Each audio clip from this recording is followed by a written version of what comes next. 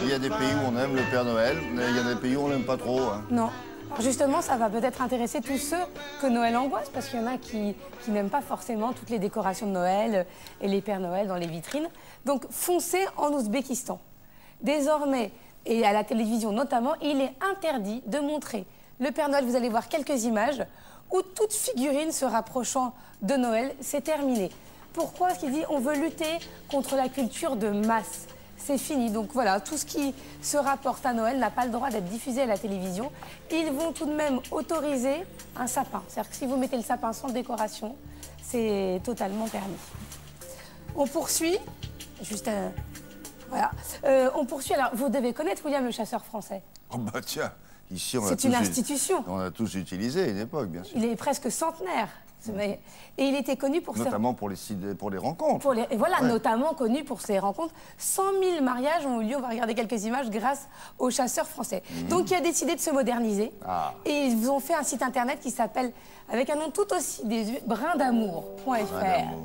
Et l'idée, c'est justement d'aider les personnes dans les milieux ruraux à se rencontrer.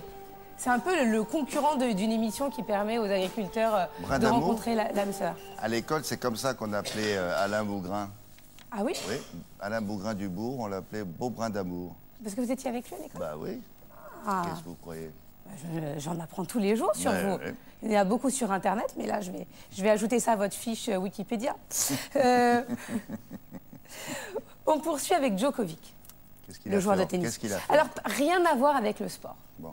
On va voir quelques images, on en a beaucoup parlé cette semaine. Il vient de racheter la production annuelle de fromage.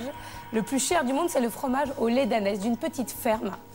Pourquoi, me direz-vous? Parce qu'il a un restaurant.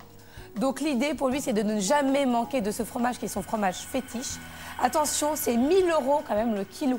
Mais c'est une ferme dans quel pays? C'est en Serbie? En Serbie, bien sûr. Ouais. Dans la petite ferme de Zazavica.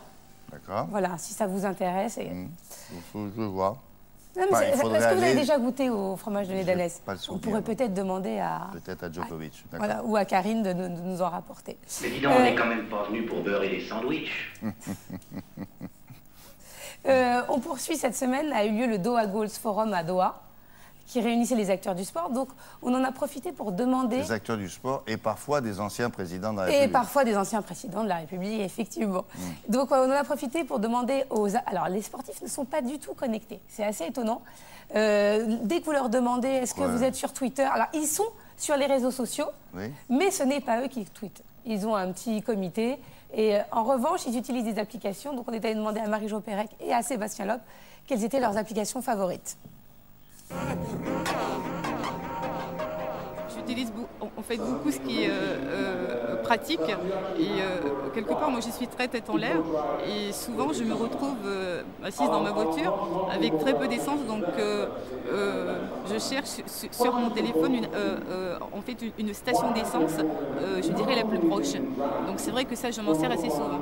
C'est vrai qu'il y a des applications par exemple avec les systèmes GPS quand on va faire du vélo ou de la course à pied où on a un suivi, on sait exactement quelle vitesse on court, on sait les kilomètres qu'on fait, etc. Donc c'est vrai qu'en plus on écoute de la musique en même temps, donc c'est parfait. Je joue au trial avec ma fille, au trial de moto avec ma fille, ça lui plaît, elle a 5 ans, donc moi ça m'amuse aussi, donc on joue ensemble. Et voilà. Et est-ce qu'on a le temps pour le cadeau de la semaine pour se donner une idée? 8 secondes. 8 secondes. Alors si vous cherchez une idée de cadeau... Bon, 10. Est-ce que vous avez peut-être pas fait tous vos cadeaux de Noël? Oui. Alors, il y en a un qui va peut-être vous intéresser. J'ai trouvé ça sur Internet. Ça m'a beaucoup plu parce qu'effectivement, mon fils adore les puzzles. Et là, c'est un puzzle géant pour adultes qui représente, regardez quelques images. Bon, il est assez cher, il coûte, je crois, environ 200 €. Et il fait 5 mètres de long et 2 mètres de large.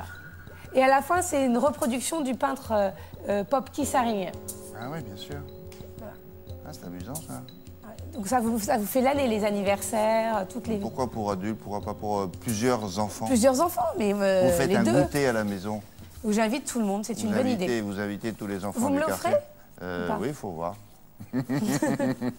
J'ai vu que sur le net, il y avait beaucoup une recrudescence des ventes de produits pour Noël. Les gens oui, le e-commerce explose de plus en plus chaque année. Oui, à cette période-là. Oui. Hein. Donc il y a de bonnes affaires à faire. Il y a d'autres affaires, on a nos sites fétiches, on a toujours notre site commentsruiner.com où il y a les meilleures idées à partir de 2-3 euros jusqu'à des prix un peu plus élevés, mais ils nous suivent d'ailleurs régulièrement. Bon. Et à chaque fois qu'ils mettent des nouveautés, ils nous annoncent ça sur leur réseau. Merci Laura, à plus tard.